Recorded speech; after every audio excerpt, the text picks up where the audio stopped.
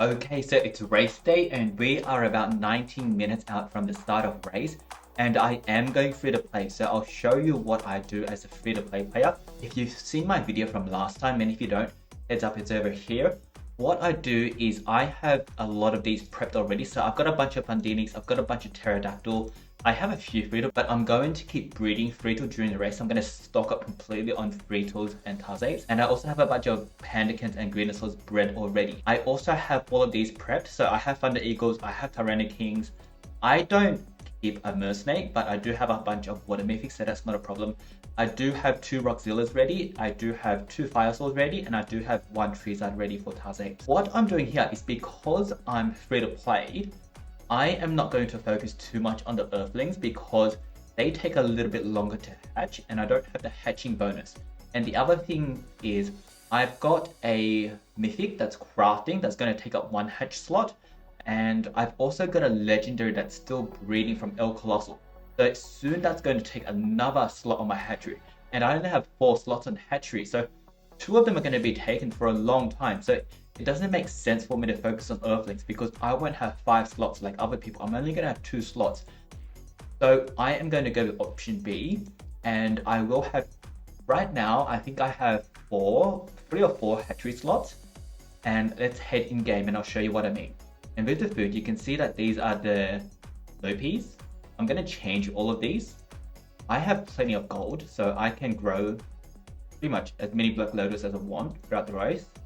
And especially when I'm free to play, I don't get the double food. So having all of this extra gold is going to help me out a bit. Okay, so that's all prepped.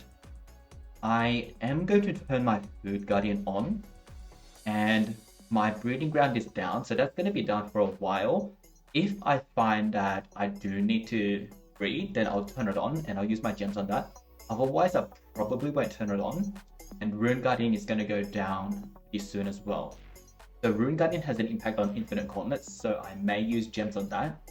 So keep a note, we have 2027 gems, and I'll do an update probably each day so you guys can see how I race as a free-to-play player. Now, in here, you'll see I've crafted 2 Pterodactyls already. I did craft a 3rd already as well, but I put 1 of these onto the hatchery. You'll see these have now finished ranking.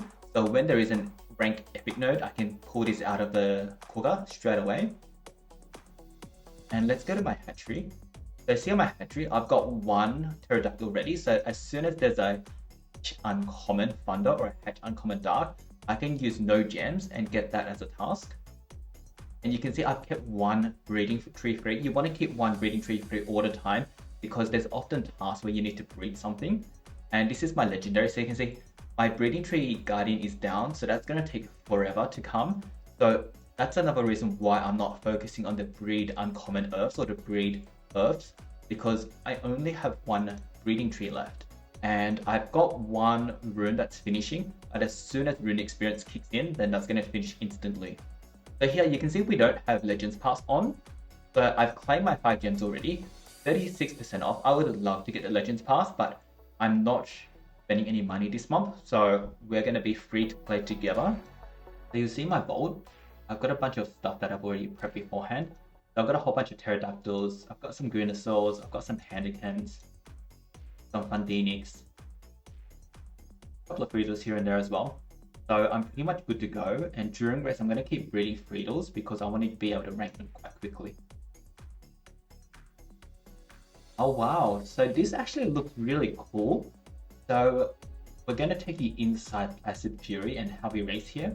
Let's go check out our race opponents. We always stop at 85, so it doesn't really matter which team we have, but it's always nice to see. So the Great Guys are a really good race team. I've got Dragon's Fire too.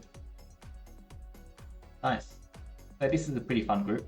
So a couple of things. So the race has just started. I think this is the very first node. So in terms of points, it depends what your sort of goals are. For me, my goals are very team-based. So my goal is to help the team get to rank 4 in 4 days or less.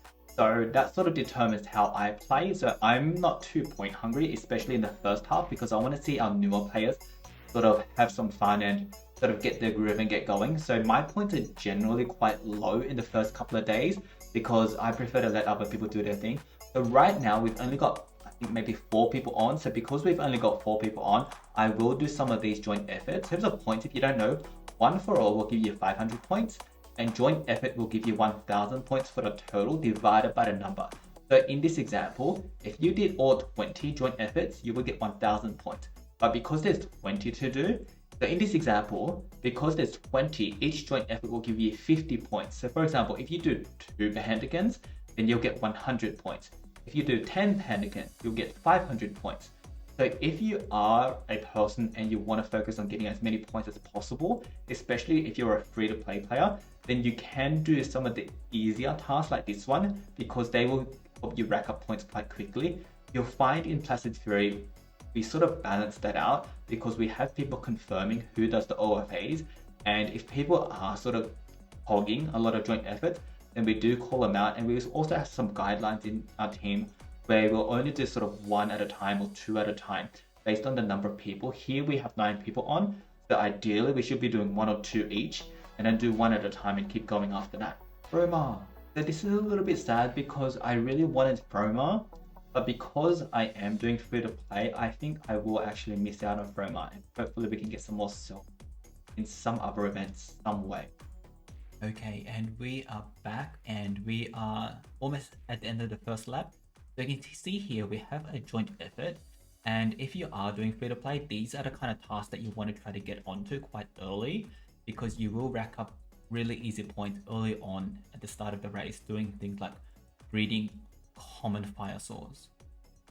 You can see my rune has finished, so that tells me that rune experience is on.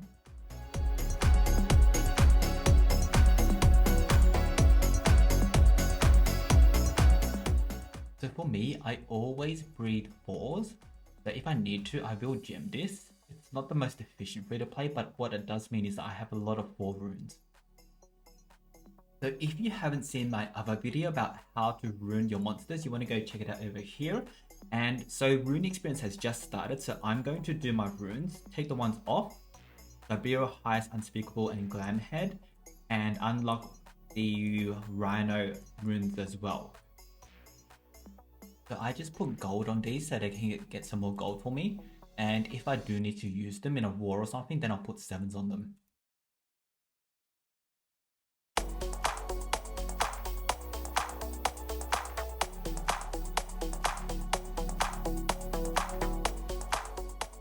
So it's about 2 hours into the race, and it's around now that our team starts logging on. So you can see we've got 13 on, and this will probably jump to 15, 16 in the next half an hour or so.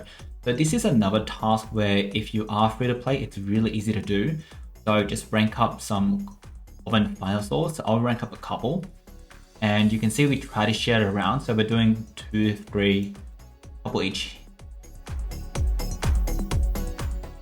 I don't really know why people aren't ranking up their fire swords. So we'll keep doing a couple at a time if other people aren't calling them.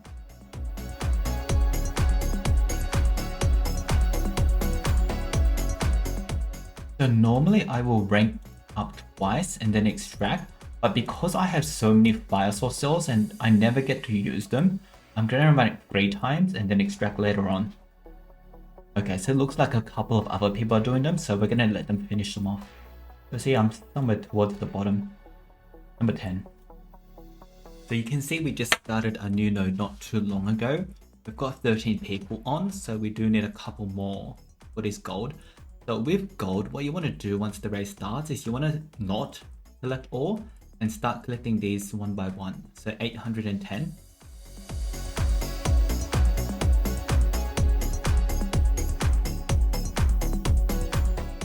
And you can see my 4 rune from earlier has finished, so I'm just going to keep crafting another one.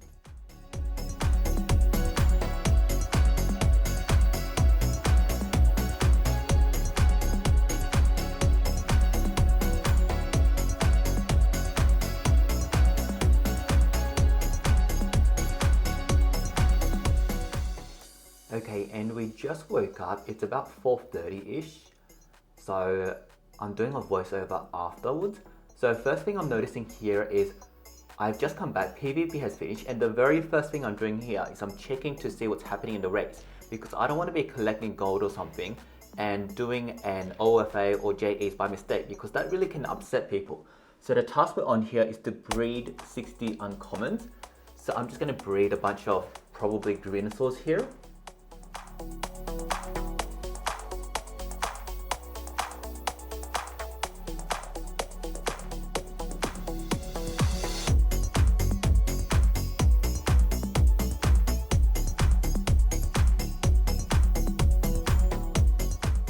Alright, and we're onto a new node. So Sam is volunteering for the OFA. So we won't do that. We can DYP. So anytime you're on, you want to DYP as soon as you can. So this is rank A Pandagon. So we'll be ranking a Pandagon. We've called it there. We're going to do the second DYP. And we will probably collect some gold as well.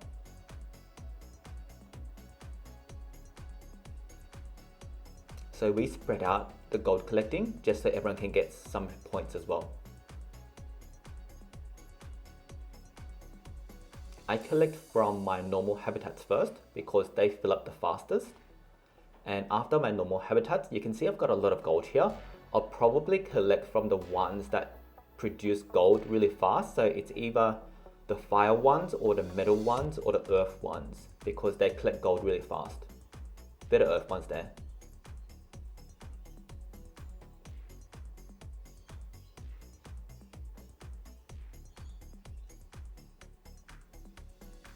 So there, I collected a bunch of gold and I didn't get most of it, so someone wasn't calling properly. So that's a bit disappointing there.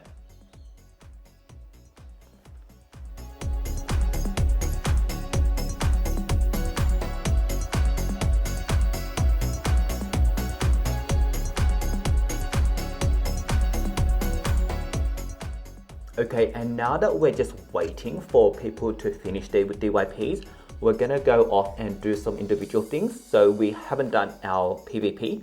So we're gonna get back into PvP season and collect a couple of eggs.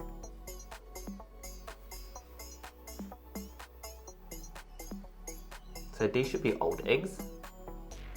And we're just gonna do some PvP and get a couple of wins to refill those eggs.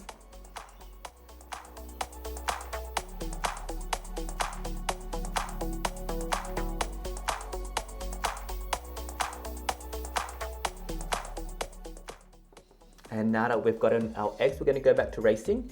So DYP first, always. So we're going to feed our monsters with 190k food, and then we're going to hatch a bunch of monsters. And I don't have any monsters to feed, so I'm just going to feed Pandacons and sell them later. And oops, we didn't feed enough, so we're going to go finish feeding that Pandacon up some more.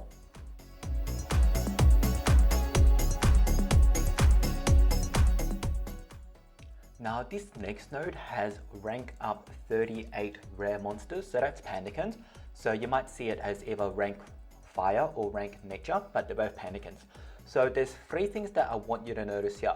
The first thing is, as a free-to-play player, it's really easy to prep Pandacon cells. So I've got 16,000, so there's no reason why you can't basically prep as many Pandacon cells as you want.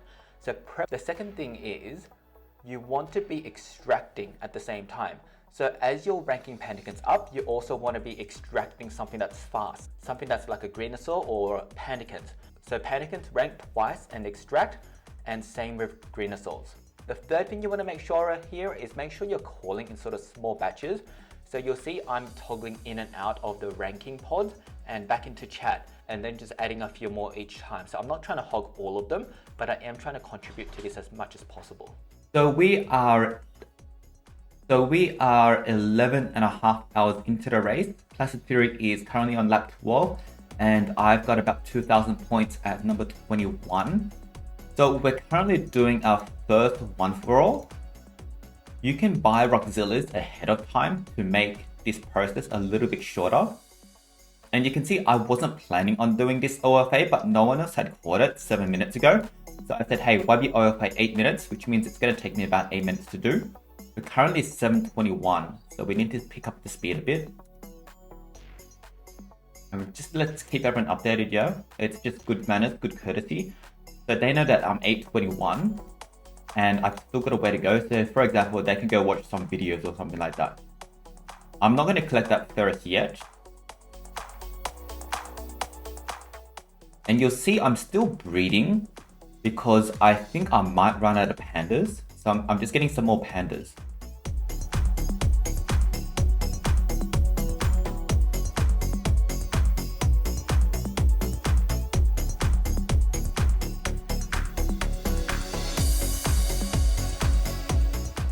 So you can see I'm doing stuff in between, but not stuff that's going to take me a long time.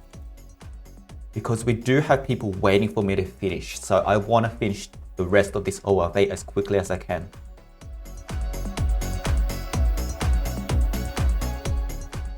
And as a free-to-play player, those Rockzilla HJEs are one of your best friends. Because it costs hardly anything at all, and you just need to have hatchery slots open. Pandakins are also your best friend early on in the race, because they're really easy to rank and really easy to prep for. And we should be done. Yeah, we're done.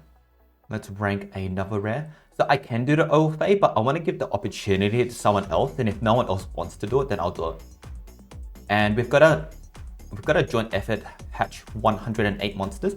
So something that we implemented last race, and it's quite popular, is we in Placid call every single task. So if, for example, it's a joint effort and this was costing gems, we would call every joint effort from 1 through to 108. But because it's free and it doesn't cost anything and it's actually faster not to call, once it's above about 40, then we just say, hey, freestyle JE, everyone do your own thing, and we'll just knock off JE as quickly as possible. And we're going to give the OFA to Makaya because we just did one.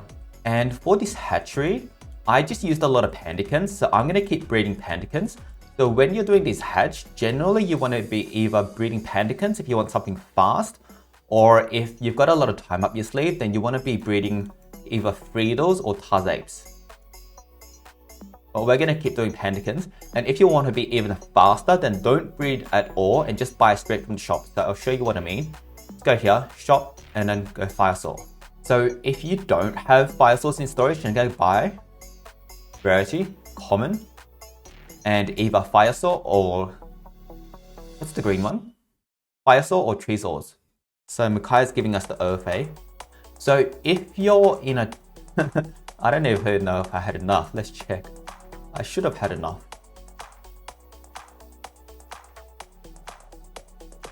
Yeah, plenty. So if you're in a team where your team is depending on you to be able to accumulate a lot of gold, then you don't want to collect ore. So I'm sort of lucky because my team has plenty of gold, so I can have the luxury of collecting ore if I need to. And that's also why I just collect gold randomly. So what I do is I collect gold on sort of half the basis every single time. Okay, so this next node is rank 40 rares. So this was about a 30 or 40 minute clip, but I'm not gonna bore you with that. The one thing that I do want you to notice is that I am doing all my monster wood videos during this. For this one, there's two options. One is to do it free to play, and the second option is to gem.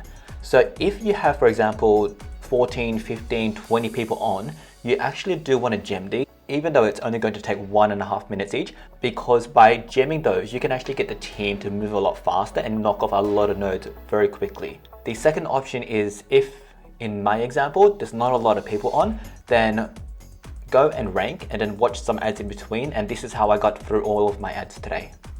And another really free to play friendly task is the PvP battles. So I'm about top 50 right now, and even though I'm top 50, I can still contribute to the PvPs quite easily. So do a lot of PvPs. So these hatch uncommon thunder tasks are really good if you're free to play. So we have one from earlier, so that didn't cost any gems.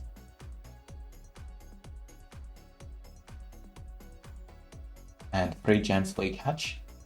And if you need to craft any more, then you just go craft them right away. They're going to be 1 gem each.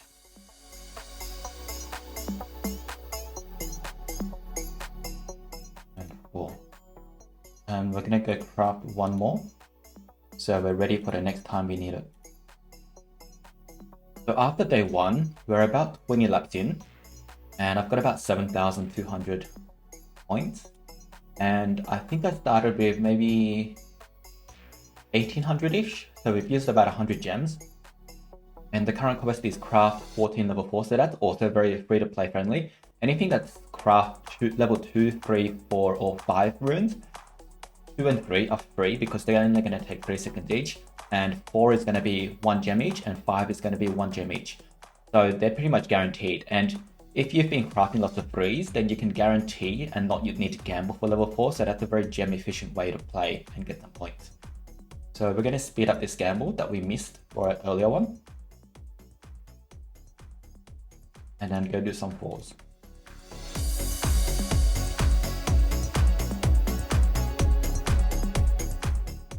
And you can see here we've only got 5 people in and there's 14.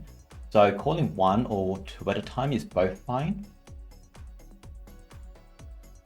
And no one else is calling them, so we're going to do a couple more. The number one thing you can do to help your team as a free-to-play player is to do multiple DYPs. Hang on, so how do you do multiple DYPs? You can only do 1 at a time. So if you are in a team where you're quite close and you can trust one another with your account, then one thing that you can do, especially during quiet time, so right now it's 8:40 Sydney time, so this period for the next about 3 hours is really quiet for us because we are a very US based team. So I'm logged into one of the other accounts at the moment, and I'm going to go and do a DYP.